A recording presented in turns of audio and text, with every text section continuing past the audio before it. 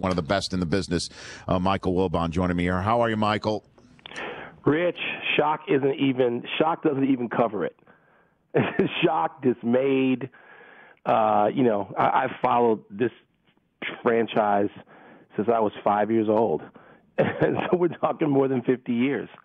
And I think it's the most stunning thing I've ever seen from the Bears.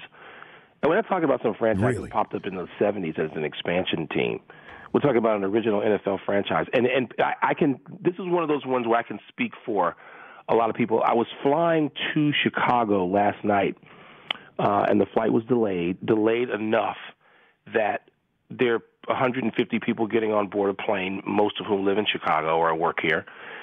And people are following very closely what the Bears are going to do. And the flight was delayed long enough just to hear 75 people gasp when the news came. In this day and age, we get news in such weird ways. Everybody's looking at their phones and talking to each other. And there were no words. There were just an audible gasp of people. And then to land at O'Hare, the reaction was the same thing except bigger because now you're in that place. And just being here this morning, it's a playoff game here tonight. The Bears have become irrelevant, Rich, locally. They really have. They just become not important at all because of their record the past few years. But this trade and this draft selection and this decision, this judgment has just rocked this place. Well, why is there no belief that Trubisky could actually be worthy of the second overall pick there in Chicago? The only way you could be worthy of the second overall pick, but are you worthy of the second overall pick this year, the third this year, the third and fourth this year, and the third next year? Are you worthy of that? A guy who played 13 college football games? A guy whose record, I think, was 8-5? The only way you're worth all that is you win the Super Bowl. I lived through this in Washington with RG3 and all the Redskins gave up, and these aren't ones, these are threes and fours. But the only way you're worth that sort of deal, is if you win the Super Bowl. That's it. You're the Bears. You haven't made the playoffs in I don't know how many years. You haven't made the playoffs in, 6 years, 7 years? And you have so many holes. And third and fourth picks, if I believe all the people I've covered in my life who do this, executives and former players, third rounder is a potential Pro Bowl guy, and fourth rounder should start at some point in their careers. So you're spending the second pick, and you are giving up 2/3 and a fourth. So you've decided that 4 starters, Mitch Trubisky, is worth that.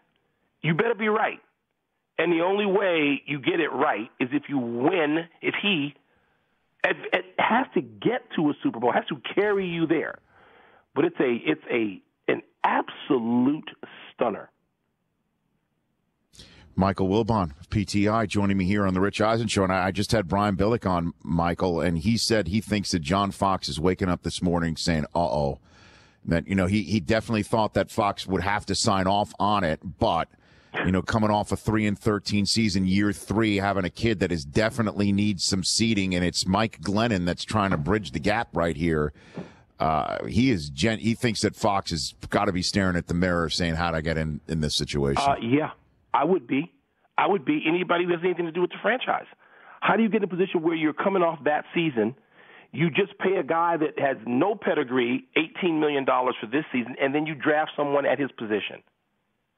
I was on local radio here in Chicago yesterday, and somebody asked me about the draft, and I was getting ready to get on a plane, and I said, I'm glad I don't have to watch it because I don't have any faith in the people drafting. Why would I? What's happened in the past 3 years that would give me faith in what the Bears are doing?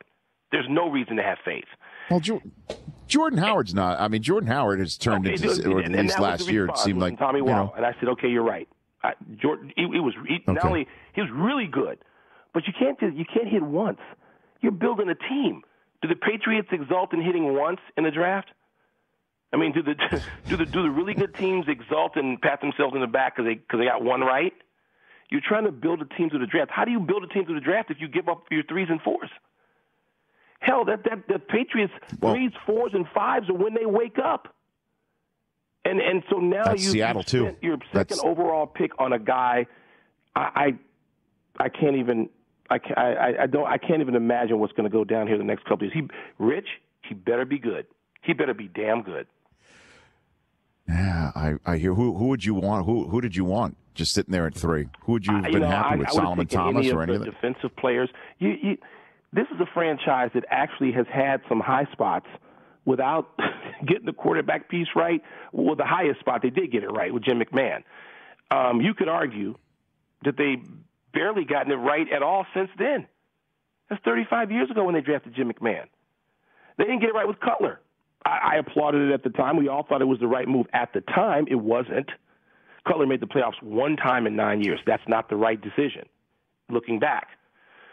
So, I mean, Rex Grossman, I guess he was the right decision in that they drafted him, and he got to a Super Bowl. Won, but he got there. This is a franchise that has been able to at least be in contention through great line play. Look at their great draft. Look at how they did it. And has the league changed since then and evolved since then to a new place? Sure, then draft to that. But wow, I mean, this is again, Rich. If you're here in Chicago, it's sort of seismic, and the unanimity of opinion about this on a civic level, on a local level, is just, are you kidding me?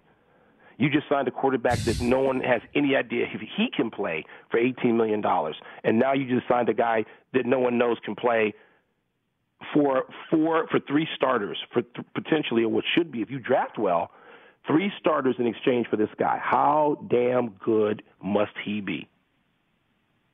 Michael Wilbon of PTI joining me here on the Rich Eisen Show. What's your first blush reaction to the news that came out 20 minutes ago that Larry Bird stepping down as the president of the Pacers? Well, Rich, the reason it doesn't shock me as much, Larry Bird did this as a coach, and Larry got to the finals. And Larry just seems to be one of those guys that if he thinks, okay, I've done my best here, and we're not going to make it to the very, very, very top. And Larry's, I think, the only guy in NBA history who's been MVP, Coach of the Year, and Executive of the Year. Larry Bird put together teams that won 60 games a couple of times. Now, they ran into LeBron James, I think, 4 times in the last 7 years in the playoffs. And that's just like, Patrick Ewing running into Michael Jordan, or Stockton and Malone running into Michael Jordan, or Charles Barkley running into Jordan, or those Cavaliers teams that were terrific with Brad Daugherty and Mark Price and all those guys running into Jordan.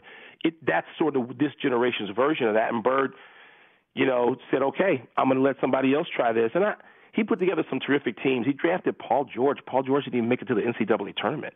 He drafted Paul George, Danny Granger, the injury to Danny Granger. If you have George and Granger together healthy, that seems to be like a pretty good way to go.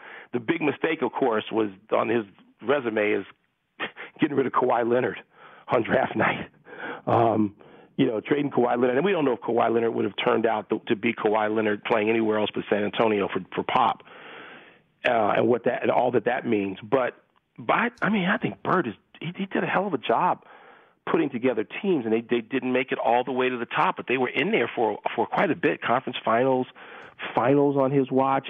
When he might not have been the name executive that year, but Bird, remember, was a consultant. And it was after being a coach, he stepped away for a minute. And so, wow, I was hoping it was kind of cool to have Bird and Magic together at the same time as executives, and we're not exactly going to have that, are we? No, I that would have been pretty neat, nothing but net in a way, with Jordan and him and Magic all being in front offices as grocery shoppers.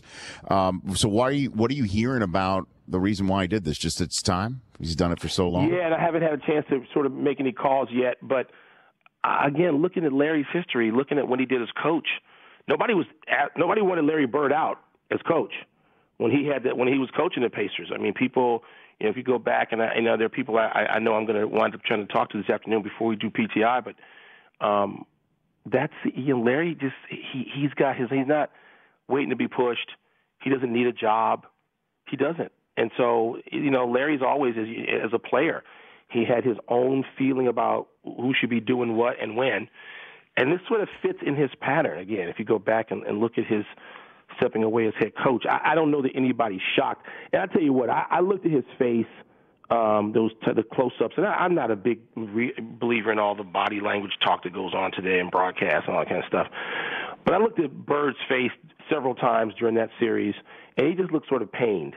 He really did. I mean, not sort of pained, very pained. And here's something else that I didn't mention, I should mention. Paul George.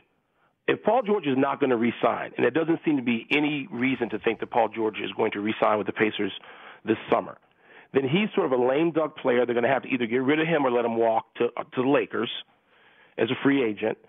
And so do you want to put up with that for a year, and how do you counter that? Because he was your linchpin. He's your star player. And so, Bird is dealing with that. And so there's also talk about Orlando being interested. It's hard to see Larry walk away from Indiana, from his home, in his home state, and go anywhere else. But, it's a fascinating situation. And I think the Pacers have done a good job with Kevin Pritchard. I mean, in terms of who's going to be next and succeed him, I think they have a guy who's really capable of keeping them where they are, but it's still losing Larry Bird is losing Larry Bird. You're right. Hey, Michael, I appreciate you calling in to tell us for in Chicago for a particular Tar Heel, the floor is the bottom as opposed to the roof being the ceiling. And I don't want to blame. This is on him. This is not him, Rich. And I hope it doesn't boomerang on him. He deserves every chance to come out and make a living and be a professional and justify a team's faith in him, no matter who the team is. I hope it's not on him. But the shock and awe today, last night and this morning, is directly at the Bears executives. I don't know if this is a one-man situation where Ryan Pace makes this call on his own. You wouldn't think so necessarily. Who are the team of people responsible for this? But here it's just, oh, my God, are you kidding me? You're the best, Michael. I love chatting with you. Can't wait till the next time already. Take care. Rich, thanks for having me, man. Appreciate it. The Rich Eisen Show, weekdays at noon Eastern on Audience.